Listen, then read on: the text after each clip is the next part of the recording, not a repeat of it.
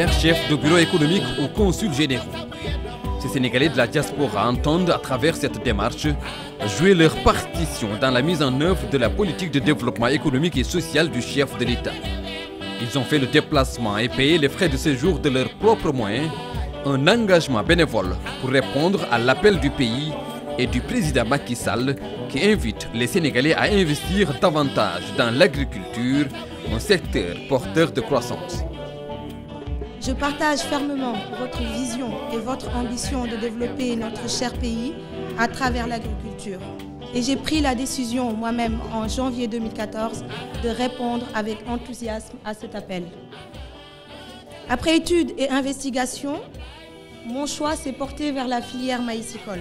Nous avons réussi à avoir 550 hectares de terre dans le Fouta, plus précisément dans le département de Podor, à Mbolo-Birane, pour démarrer nos activités. J'ai ainsi démissionné de mon poste d'ingénieur chez Natixis Paiement en France, fermé ma société pour venir ici au Sénégal et investir dans mon pays. Nous, ressortissants sénégalais de la diaspora, nous engageons à accompagner mon cher le président de la République dans la réalisation de son ambition pour l'émergence du Sénégal, œuvrer davantage à ses côtés et celui du gouvernement pour l'amélioration des conditions de vie des Sénégalaises et des Sénégalais. Mobiliser des ressources financières nécessaires pour accompagner le gouvernement dans la mise en œuvre du plan Sénégal émergent, notamment les programmes prioritaires comme PUDC, Promoville, Puma et autres politiques sectorielles.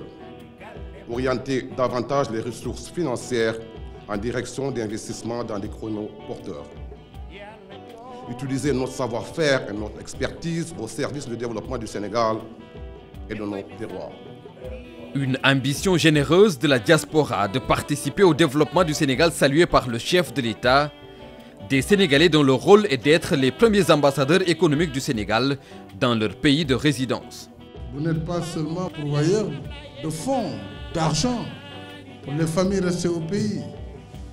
Vous êtes également des leviers véritables pour le développement économique et social du Sénégal. Et il est heureux que vous en ayez pris conscience et que véritablement vous puissiez agir pour que cette ambition se matérialise de façon concrète. Renforcer les capacités productives, c'est aussi participer au financement de la petite et moyenne entreprise. Dans leur volonté de soutenir l'exécution du PSE et du PUDC, des difficultés ne manquent souvent pas. Les problèmes d'investissement et autres blocages ont été ainsi passés en revue. Les réformes engagées vont essentiellement dans le sens d'offrir de réelles opportunités d'investissement, notamment dans des secteurs prioritaires. L'objectif étant de produire plus et mieux pour créer de la richesse. Par rapport à vos préoccupations et à l'absence de réponse devant les Sénégalais de retour, je vais demander au directeur général de l'APIX, qui est très diligent, de pouvoir, dans le cadre du guichet unique de l'APIX, ouvrir un guichet ou sous-guichet diaspora.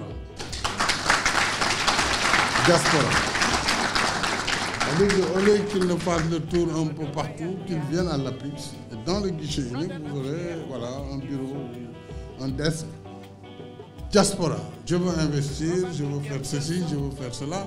Et là, vous avez en un seul lieu toutes les informations. Vous n'aurez pas besoin de faire le tour des administrations. Les principaux axes du PSE et les différentes visites dans le monde rural, peut-être un programme de l'État, ont été exposés aux Sénégalais de la diaspora. Le PUDC, né de l'expérience personnelle du président Sall au cours de 76 forages, 700 km de pistes, 300 localités électrifiées, plus de 500 unités de transformation à la disposition des femmes, entre autres. Le rapport du forum a été présenté à l'occasion.